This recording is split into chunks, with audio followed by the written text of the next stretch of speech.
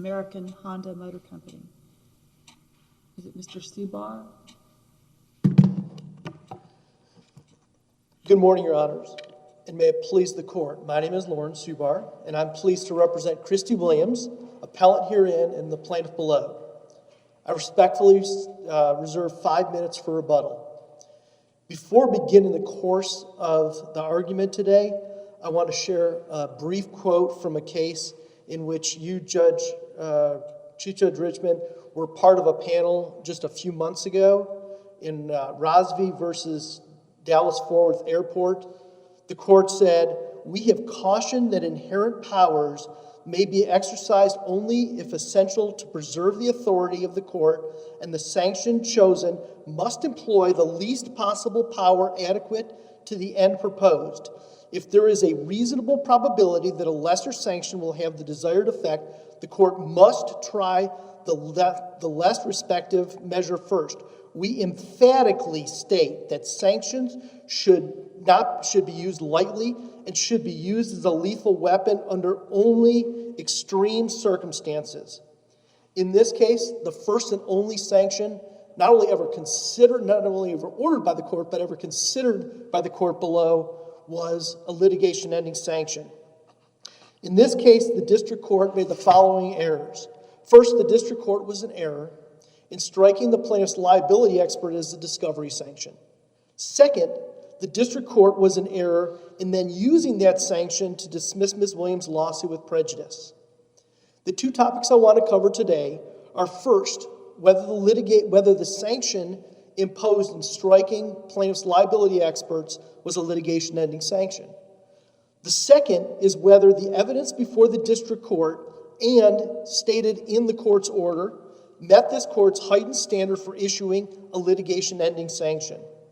For the first issue, whether striking the experts was a litigation-ending sanction, this court's own title for what some courts call a death penalty sanction, but what this court terms a litigation-ending sanction, makes the issue clear.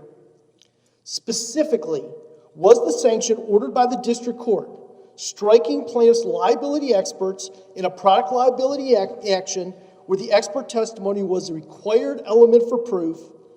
Did that end the litigation? For that answer, the court need look no further than the second sentence of the district court's summary judgment, where the district court noted that if the court struck plaintiff's experts as a sanction, it would terminate the litigation. This court has consistently held that when determining whether a sanction is a litigation-ending sanction, that the court can look at one or two contemporaneous documents. This was precisely the holding in Lawfunder versus Munoz, where the court considered a sanctions order executed contemporaneous with a dismissal as being a single litigation-ending sanction. Other courts in the Fifth Circuit have more clearly stated the understanding of this court. Earlier this year, in Lara versus Power of Grace Trucking, a court in Louisiana said the Fifth Circuit mandates when a sanction is of such substantial effect that it would spell doom for the case, the sanction is a litigation-ending sanction. Years earlier in EEOC versus General Dynamics, this court recognized that, in fact, in striking an expert in a product liability case where that expert's testimony would be necessary to prove the case, that the court still had to go through a heightened level of scrutiny to determine whether the sanction was correct. And I would very briefly, even though this is a procedural issue, not a substantive issue, I would at least mention that under Texas law with regard to the same issue, the Texas courts have specifically stated that when an expert is struck and that expert's testimony is necessary to prove a case, that is a death penalty sanction. There are two constitutional issues that are of concern in this case. The first is one stated by this court many times. We cannot and must not say that the ends justify the means at the expense of our constitutional rights. Yet ignoring that warning, the court in the district court made that very ruling. While it sounds like a harsh assessment, I would again invite the court to look at the first or second sentence of the summary judgment, where the court says that if it strikes the if and not when, or because it strikes the experts, then and it says strikes, not struck the experts, then there would be insufficient evidence to proceed with the case, and the dismissal followed. Your basic theory is that a sanction that, by all indications, is a discovery sanction, nevertheless becomes litigation ending based on the underlying substantive law that we're applying to that case. Is that a fair summary? Absolutely. Is it strange, though, to recharacterize a discovery sanction as something other than a discovery sanction in one case based on substantive law, when in another case nobody would ever treat it as that? Well, I think... Why isn't it more sensible just to say it's a discovery sanction that simply has broader consequences? I don't know. And the reason I say that is that I will tell you, first of all, needless to say, most of my cases I was looking at were discovery sanctions. And secondly, even when the court considers other dismissals with prejudice, like under Rule 60, the court again has several times gone through that same Connor analysis. Do you have any case where we or another circuit has treated a discovery sanction as a litigation ending sanction? Where they've treated a discovery sanction as a litigation sanction? I think actually the vast majority of the cases that I've cited have been, because they've been cases where specifically they've talked about either not producing deposition testimony, not answering discovery. I think, in fact, those are all the so-called death penalty sanctions that were in vogue in the 80s and 90s, as I recall, and the court dismissed the case as a discovery sanction. So the sanction itself was case ending because the court said it was. It said your punishment for failure to disclose these documents is I'm going to dismiss your case, or I'm going to enter default judgment against you. That's not what happened here. And I agree with you, Your Honor, that prior to FDIC versus Connor, that's exactly what the court many times was ruling, and I think that's where there's that separation between what happened before FDIC versus Connor and after FDIC versus Connor, where that becomes crucial definer, is that the court said, look, you have to go through these 4 specific tests in order before you can consider a death penalty sanction. Well, I take your point that excluding an expert is not a dismissal of the case, but it could result in the death of the case where you have to have an expert to prevail. I take your point. But, we have said over and over again, if you don't meet your discovery, the pretrial order deadlines, the court can exclude witnesses, period. Haven't we said that? That is correct, Your Honor, except for the fact that then you have to look at those 2 principles together. I think that if you look at them separately in a vacuum, I don't disagree. When you look at the 2 principles together, the fact is that before you can dismiss the case, before you can dismiss a case with prejudice as a discovery sanction, you have to go through that process. So I absolutely agree with the court that generally you have to go and follow the discovery rules. The discovery orders of the court, I don't disagree with that at all. But when those orders are not followed, what the courts have said is that what this court has said is that before you issue that ultimate sanction, you have to go and consider lesser sanctions.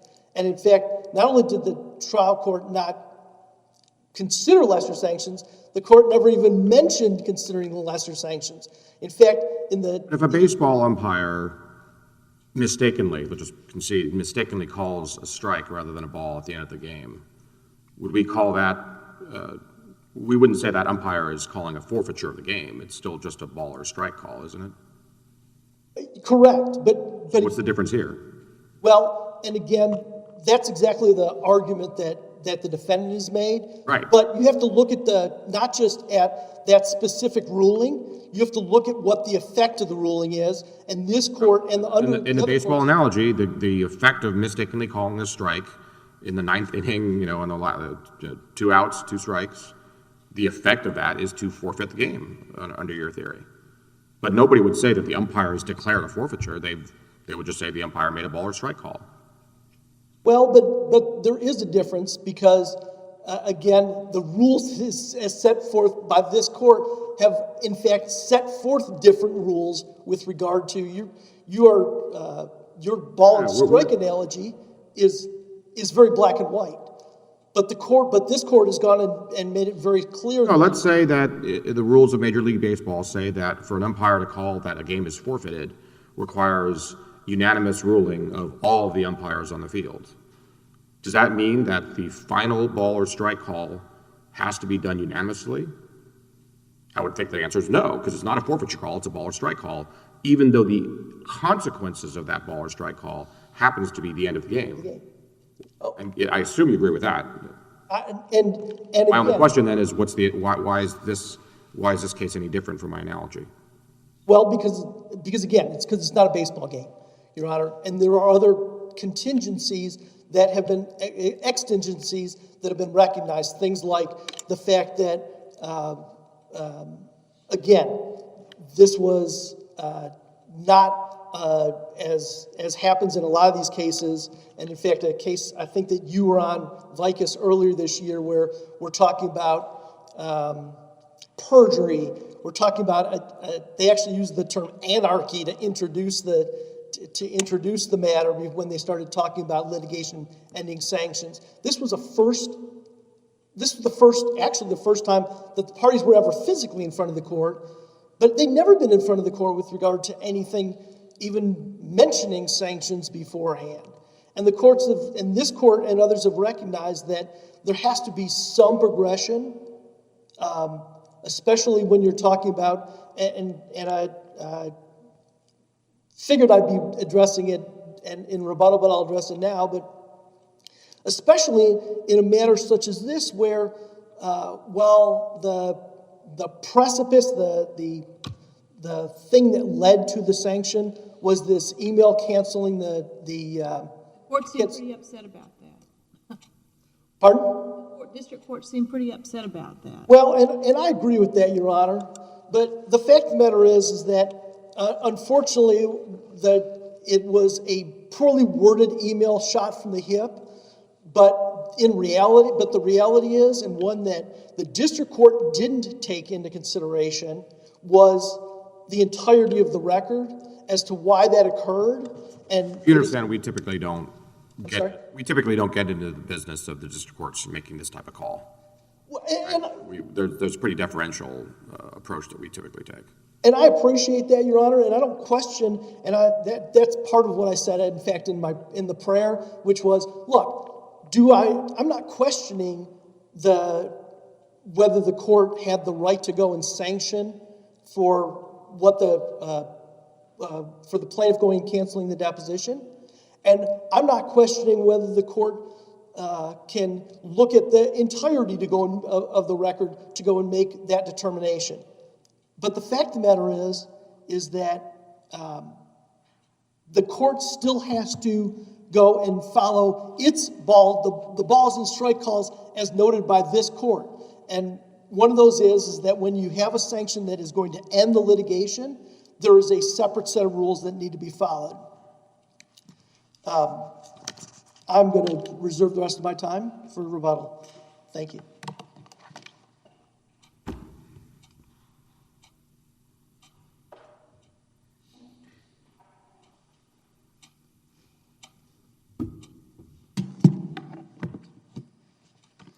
If it pleases the court, good morning. Regarding this case, there's really only one issue that is before the court, and that is, did the district court, who according to long-standing Fifth Circuit precedent, must be vested with the power to manage their own affairs so as to achieve the orderly and expeditious disposition of cases, and whose enforcement of reasonable scheduling deadlines should not be lightly disturbed on appeal, abuse its discretion in granting a motion for evidentiary exclusion sanctions.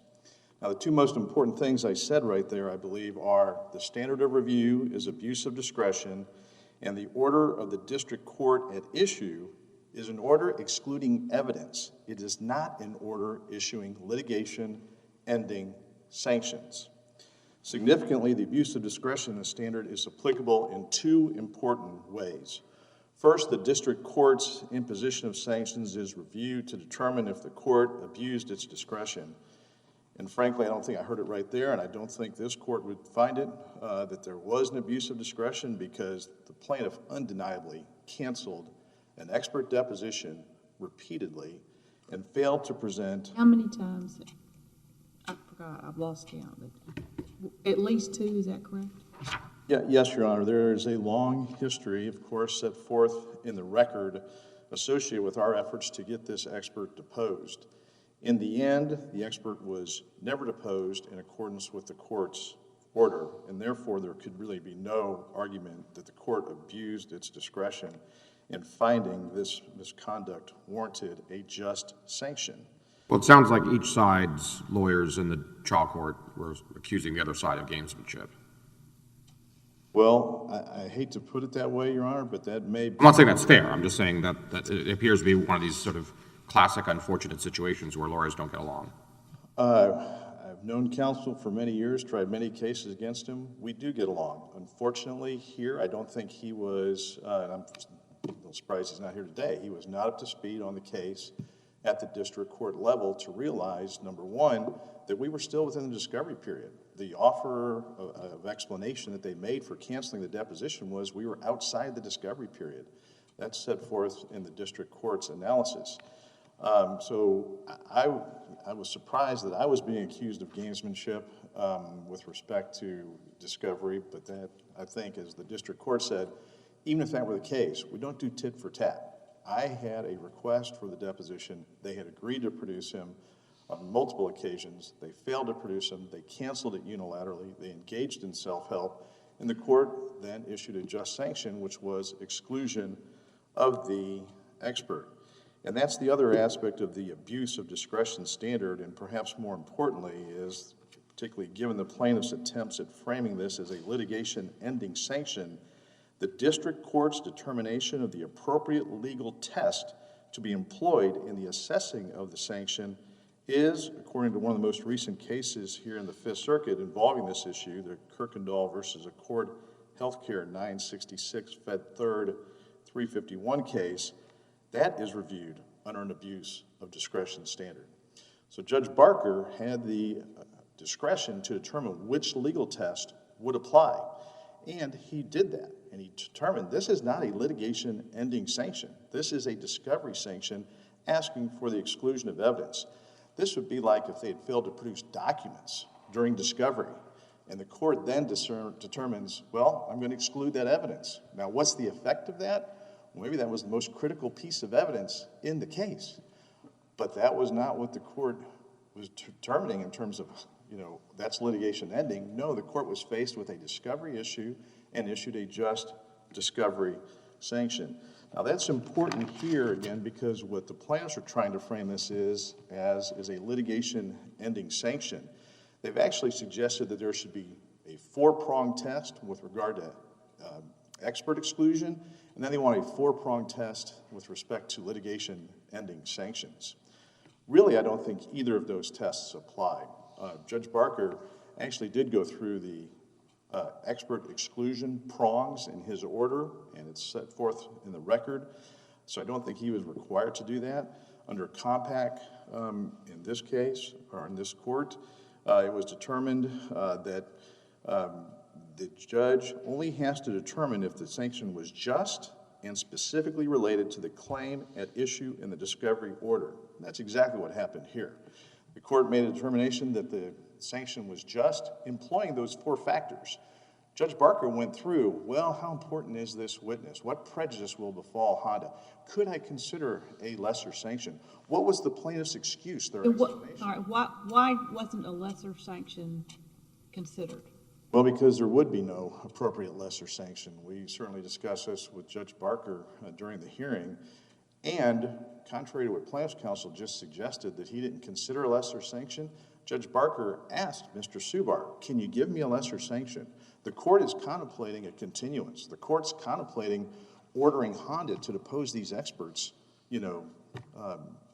right before trial. Or there could be costs, right? I mean, fees and costs would be lesser.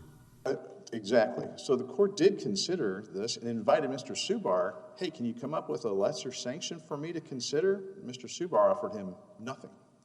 Because Where is that in the record? I'm sorry, Your Honor? Where is that in the record? If you have a RA site. Yes, Your Honor. It's going to be in the transcript, which I'm not sure what the record appeal number is, but it's going to be probably this, the colloquy begins on page 47 of the hearing transcript, Your Honor, and actually on 46, the court goes, I mean, just to put 2 options on the table, a trial date could be continued or depositions could be taken between now and April 18th, and he's asking Mr. Subar, which of those do you believe is appropriate, if any? And Mr. Subar says, unfortunately, I apologize, Your Honor. I'm not the person that would be taking a product liability deposition. We're talking about the Schedule II experts. I don't know. I don't know what to do in this situation. So there was no solution that was being offered. But to answer Chief Judge Richman's question, there would be no lesser sanction. Here is the expert. The only option was to either preclude him from testifying or grant a continuance of a case that had already been continued. This was its 3rd trial setting. We've expended tremendous resources and money getting the case ready for trial. Justice delayed is justice denied. Judge Barker went through all of that in the analysis. I don't think he was even required to do that. I think what he was required to do under compact was come up with a just sanction that relates directly to the misconduct at issue. And the misconduct at issue was precluding discovery of these experts. The just sanction was to simply strike the experts. Now, the result of that ultimately became the granting of a summary judgment. But as both this court and the United States Supreme Court has said, that a particular legal consequence follows from the discovery sanction does not in any way affect the appropriateness of the sanction. So Well, I get that, but by that point in time, the designation deadline had passed. They could not designate another expert, I'm gathering. And so, we're blinking reality to say the judge didn't realize everybody realized it was a litigation ending sanction. I disagree, Your Honor. It's not litigation ending in the sense that, number one, they could have tried to seek some further relief. They could have asked for a motion for leave. That's exactly what happened in Lawfunder versus Munoz, where that court determined, that's not litigation ending sanctions simply because the pleadings were struck, because there's still other avenues of relief that could have been considered. Here, the plaintiffs did nothing, So they didn't move for continuance? I thought they did. No, they did not move for a continuance. And so I don't think that there was litigation ending immediately. That was maybe the ultimate consequence here. But if you look at this product liability case, they pled causes of action in design, manufacturing, and warning. And they didn't say, well, we'll make the expert available next week or 2 days from now? They made no offer in that regard, Your Honor. Again, no alternative presented. And so in terms of the timing associated with this being litigation ending, no, it wasn't. What it was is we had some experts struck. If they had other evidence, maybe there was a recall on the product, or maybe there was something else. They had a warnings claim, but of course they couldn't advance evidence because Ms. Williams never read her owner's manual. So they had these other claims that, again, They could have brought forth evidence on, perhaps. They chose not to do so. They put all their eggs, I guess, in this basket of design defect, because that's really all the issue is in terms of this being litigation ending. It's not. It's claim ending. It's claim ending as to the design defect claim. They had to have an expert on design defect. When they lost this expert, they lost that aspect of their case. However, they could have advanced other evidence or done other work, and as Judge Barker pointed out when he granted the summary judgment, they brought me no additional evidence. So it's not some type of fiction or something in terms of it not being litigation ending. It was claim ending as to one specific claim, the design defect claim. So I think what we can examine the underlying factual issues, but of course that's reviewed under a clearly erroneous standard, and hopefully the record is sufficient. I think I heard counsel finally acknowledge that there really was no basis for canceling the deposition. It was a bad decision at the last moment, the day before the deposition, to pull down the expert. If you've seen the email traffic, I specifically cautioned my esteemed colleague who I've tried cases with, don't do this. Judge Barker is not going to appreciate this. This is not an appropriate path. And of course, That is why, though, I'm sort of at least lightly suggest there could have been a lesser sanction of costs associated with having to prepare a deposition that was never took place. I mean, there are lesser sanctions in theory that could have worked. well, I think there's lesser. That was forfeited by the other side, so be it. But Yeah, I think there's lesser theory or lesser sanctions that were considered by the court. And yes, in theory, there are lesser sanctions. That wouldn't be just. And I don't think Judge Barker abused his discretion in making that determination for all the records. why would that not have made you all whole, or your client whole? Well, in terms of making the client whole, Your Honor, I guess we would have to go The back. delay aspect? I'm sorry, Your Honor? The delay aspect? Yeah, exactly. I was going to say the money's in the money. And in fact, at the trial court, I told Judge Barker this, yes, as an alternative, we of course asked for our costs back. That would be considerable. I said it wasn't insignificant, but that's really not the issue. That justice delayed is justice denied. When you've had 3 trial settings and you've tried for over a year to depose their experts, and it's met with this continued, I hate to say it, gamesmanship, but every time I asked for the expert, it was conditioned. I had to produce corporate representatives before I could take the deposition. I had to produce a crash test vehicle before I could get deposition dates.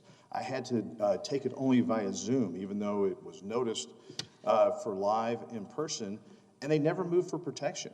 I think that's the most offending thing here, is they never moved for protection at all as to these deposition notices. Zero.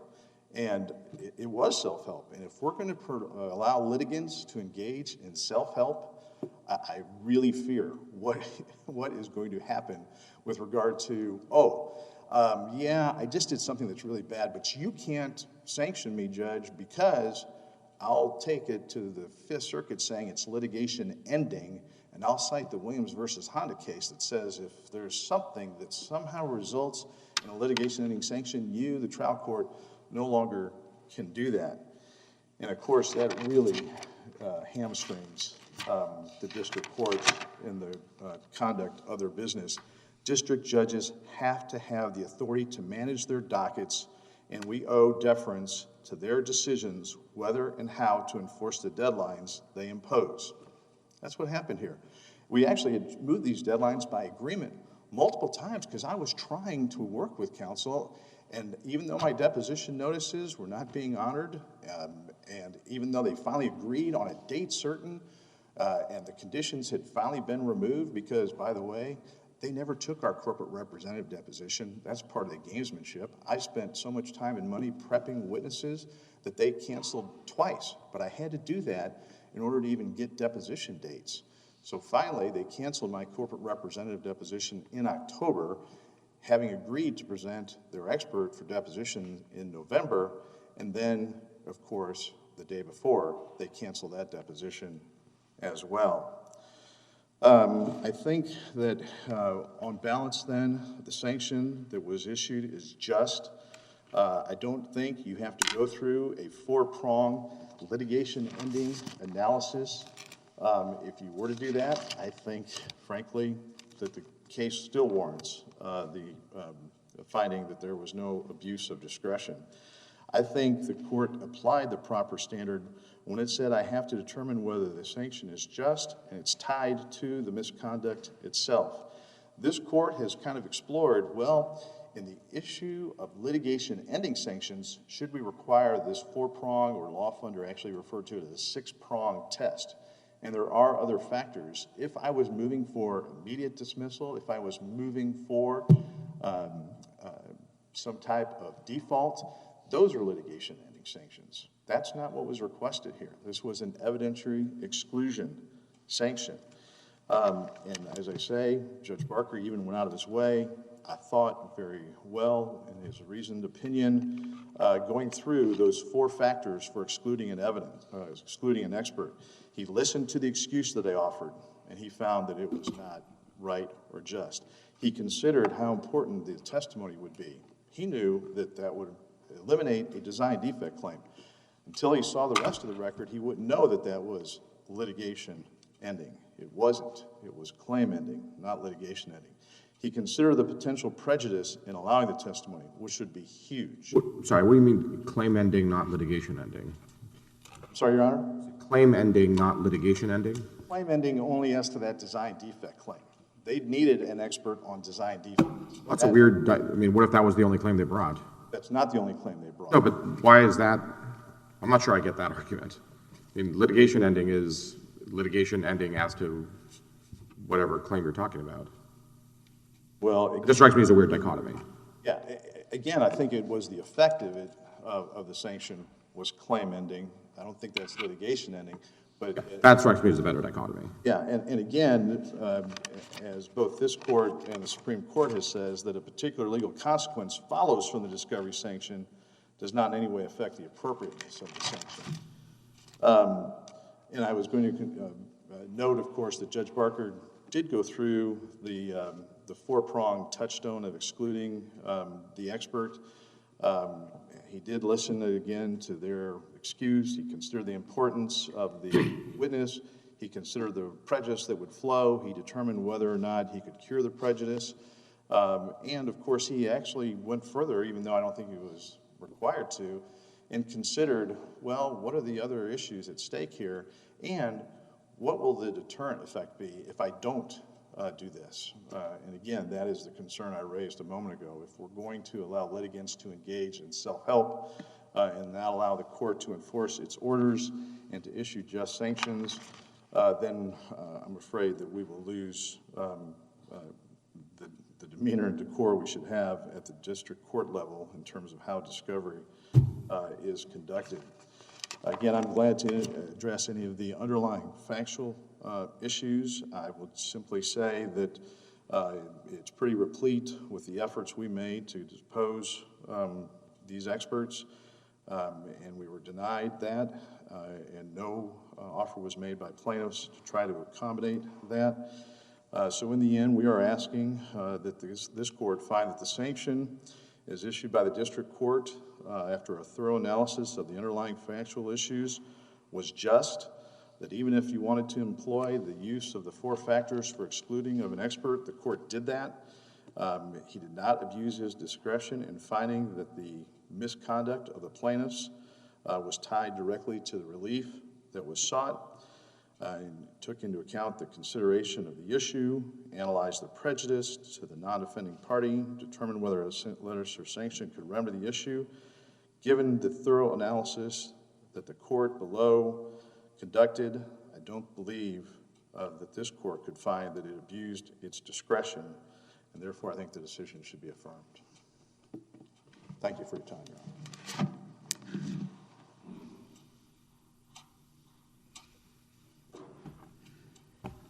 If I may, let me just cover a few points.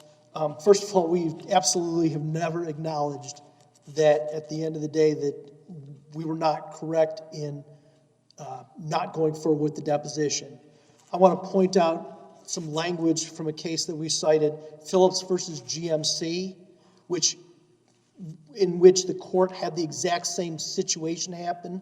And here's what the last lines of the court's opinion were, the timing of the tests on the eve of the experts' depositions and after they submitted their reports would obviously derail the scheduled depositions and suggest the need for a trial delay. That is exactly what happened here. These tests came almost a year after they were already supposed to have been provided. The Fifth Circuit has made clear that when you talk that there's a difference between the discovery deadline and the expert deadline, and when it comes to tests, those tests are part of the expert deadline, not the discovery deadline. And the courts in the Fifth Circuit have absolutely agreed with that. The second thing is, it was interesting that counsel cited Kirkendall. I'm going to cite Clark versus Santa Fe, which I believe, Judge Ho, you were part of that opinion, where the court specifically stated, although they didn't apply it because it was an MIL case, that in fact, when you're talking about sanctions that will dismiss a case, that it's not really a two-part test and a four-part test, but as the court termed it, it was a six-part test. Counsel indicated that we never sought protection in this case. Of course we did. In fact, that was a huge part of our brief, where counsel earlier in the summer had tried to go and take the deposition face-to-face, and we had to seek protection because until we found, as counsel indicated, a letter from his mommy to go and address the fact that he didn't want to sit across from, directly across from somebody who had just gotten off an airplane because of some health concerns. So we absolutely had addressed that in the past. The counsel said, well, wait a second. But Judge Barker stated from the bench that as to what he viewed as potentially lesser or greater sanctions, and therefore the court did consider it. And in fact, this court has specifically, in fact, Judge Ho, you were on Vicus, where that very consideration was made. They went and they... So why didn't the deposition take place in 2 days, or why didn't that happen? Well, and in fact, in a subsequent email, we explained exactly why. Because we had just gotten the reports and we needed to see the testing. And in fact, there was a specific email, and I think it's I think I marked it, it's record 428. There was a specific email that in fact went and said, look, before we go and put on our litigation, if you want to go and use that new test, with the test that you guys had for over a month without bothering to turn over, we want to be able to go and see that testing. And in fact, in that email, we specifically go and say, we're more than happy to go and put up the experts, but we have to work on an even playing field, and going and doing a test, holding the record for over a month until they didn't turn it over. We learned about it the day before the deposition. They didn't turn it over till the day after the deposition was supposed to take place. And that's part of the point, Your Honor, is that the fact of the matter is that the trial court, the district court, was more than happy to look at the entire record when it served the purpose of the district court's ultimately dismissing the case. And then the court was more than happy to go and look at different parts in a vacuum when that served their purpose. But when you look at the overall nature of the case, this clearly was not as well as the fact that, again, and I've said this a couple of times, that this was the first time that there had never even been a motion to compel in front of the court before this. And the courts have made it very clear, you have to come and ask for something else before your first move is to ask for a sanction that would dismiss a case. Because there's no evidence of the law, not only of to meet the two-part test, which I would note includes the client actually participating in the bad acts, as well as the law funder's six-part test. We believe that the court was committed reversible error and would ask that the case be reversed and remanded back to the court for trial on the merits. Thank you. Thank you, counsel. That will conclude the arguments before this panel this week. The cases are under submission. Thank you. May we excuse Your Honor? I'm sorry? Be excused, Your Honor? Yes. Thank you.